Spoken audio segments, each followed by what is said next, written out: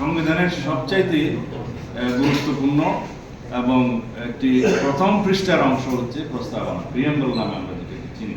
সেটা পুরোপুরি পরিবর্তনের বা সংশোধনের একটা প্রস্তাব আছে, অনেকটা রিরাইটিং এর মতো, যেখানে 1971 সালের স্বাধীনতা যুদ্ধের সাথে 2024-এর গণ অভ্যুত্থানকে এক কাতারে নিয়ে আসা হয়েছে, যেটা সমুচিত বলে আমরা মনে করি না। এটাকে অন্য জায়গায় রাখার বা তফসিল অংশে রাখার বা স্বীকৃতি দেওয়ার বিভিন্ন রকমের সুযোগ আছে, সেটা আলাপ আলোচনার মধ্যে দিয়ে আমরা পরে প্রকাশ করব। ওনারা শুরুই করলেন রিপাবলিক দিয়ে, রাষ্ট্র দিয়ে, রাষ্ট্রের নাম পরিবর্তন দিয়ে, যেটাকে প্রজাতন্ত্র না বলে জনগণতন্ত্র বা নাগরিকতন্ত্র বা পিপুলস রিপাবলিক অফ বাংলাদেশের ক্ষেত্রে বাংলায় বলছেন যে জনগণতান্ত্রিক বাংলাদেশ। আর রিপাবলিক শব্দ ইংরেজিতে কি থাকবে, পিপুলস রিপাবলিক অফ বাংলাদেশ ইংরেজিতে কি থাকবে, কিন্তু বাংলার মধ্যে ওনারা নাগরিকতন্ত্র এবং জনগণতান্ত্রিক বাংলাদেশ লিখতে চান। সেটার কোনো প্রয়োজন আছে বলে আমরা মনে করি না। দীর্ঘদিনের প্র্যাকটিসের মধ্য দিয়ে বাংলাদেশের মানুষ সেটা মেনে নিচ্ছে রাষ্ট্রের নাম। এখন এই বিষয়টা দিয়ে যে আসলে কতটুকু কি অর্জন হবে সেটা প্রশ্নের দাবি রাখে, সেই জন্য আমরা এখানে এখন নই।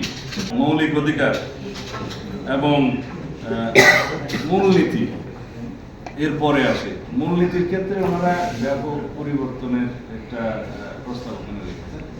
আমরা প্রস্তাব করেছি যে বর্তমানে সাংবিধানিক যে ধারাগুলো আছে, অনুচ্ছেদগুলো আছে, তার মধ্যে আলাপ আলোচনার ভিত্তিতে বিভিন্ন স্টেক হোল্ডারের প্রস্তাব অনুসারে এই মূলনীতির মধ্যে যে প্রস্তাবগুলো আছে সেগুলো হয়তো সংশোধনে আনা যায়, বাট আমরা আমাদের দলের পক্ষ থেকে পূর্ব অবস্থা আমরা প্রস্তাব করেছি। মূলনীতির পরে আসে মৌলিক অধিকারের বিষয়। ওনারা মৌলিক অধিকার এবং স্বাধীনতা নামে আলাদা একটা চ্যাপ্টার সংযুক্ত করার জন্য প্রস্তাব করেছেন, যেটা আসলে অনেকটা আমরা মনে করি যে অভিজ্ঞতা না থাকার কারণে, হয়তো যাদের পার্লামেন্টারি এক্সপিরিয়েন্স বা রাষ্ট্রপ্রধান অভিজ্ঞতা না থাকার কারণে এটা অভিমত আসতে পারে, অনেকে দিয়ে থাকতে পারে। কারণ হচ্ছে রাষ্ট্রের যেটা মৌলিক অধিকার জনগণের, সেটা এনশিওর করতে হবে রাষ্ট্রকে, নিশ্চয়তা বিধান করতে হবে রাষ্ট্রকে। সেই জন্য মৌলিক অধিকারের বাস্তব সিভিল এবং পলিটিক্যাল রাইটগুলো সীমিত।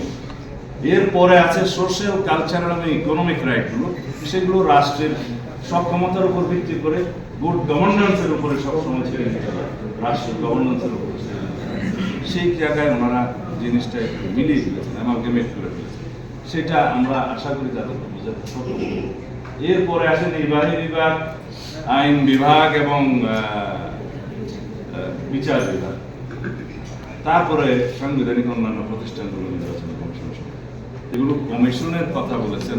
Specially the national constitutional council গঠন করে কিছু অনির্বাচিত ব্যক্তিদেরকে এবং প্রাতিষ্ঠানিক প্রধানদেরকে এখানে মেম্বার করে যে সমস্ত এখতিয়ার গঠন এবং ধরন এবং কার্যাবলীর কথা প্রস্তাব করা হয়েছে, তাতে করে দেখা যাবে যে রাষ্ট্রে নির্বাচিত জনপ্রতিনিধিদের তেমন আচরণ থাকে।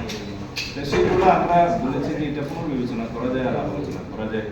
রাষ্ট্র নির্বাচিত প্রতিনিধিদের দ্বারা পরিচালিত হবে, এটা হচ্ছে আমাদের সংবিধানের মূল জিনিস, আমাদের সংবিধানের মূল চেতনা। তো সেই জায়গায় এটা ক্ষতিগ্রস্ত হবে বলে আমরা মনে করি। আমরা দ্বিকক্ষ বিশিষ্ট পার্লামেন্টের প্রস্তাব তো আগেই আমাদের মধ্যে দিয়েছি, সেটা সবাই গ্রহণ করেছে, একটা জাতীয় ঐক্যমত হয়েছিল। আমার মনে হয় এই জায়গায় তাদের মধ্যে কত সংখ্যা সদস্য সংখ্যা থাকবে, আমরা একটা প্রস্তাব দিয়েছি, আমরা 100-এর মধ্যে সেই প্রস্তাবে আমাদের প্রস্তাব প্রদান করেছি, সেটা একমত। কিন্তু নিয়োগ মনোনয়ন প্রক্রিয়া কিভাবে তারা সিলেক্টেড হবে, সেটা আমরা সমাজের বিভিন্ন শ্রেণী পেশার বিশিষ্ট জন, যারা জ্ঞানী গুণী মানুষ, যাদের রাষ্ট্রীয়ভাবে অবদান আছে, তাদেরকে ওখানে অ্যাকোমোডেট করার জন্য এই বিধানটা আমরা প্রকৃতপক্ষে এনেছি। সেই হিসাবে মনোনয়ন প্রক্রিয়া কীভাবে না হবে সেটা পরবর্তীতে আলোচনা করা যায়। এখানে ওনারা যে প্রস্তাব করেছেন তার সাথে আমরা একটু ভিন্ন মত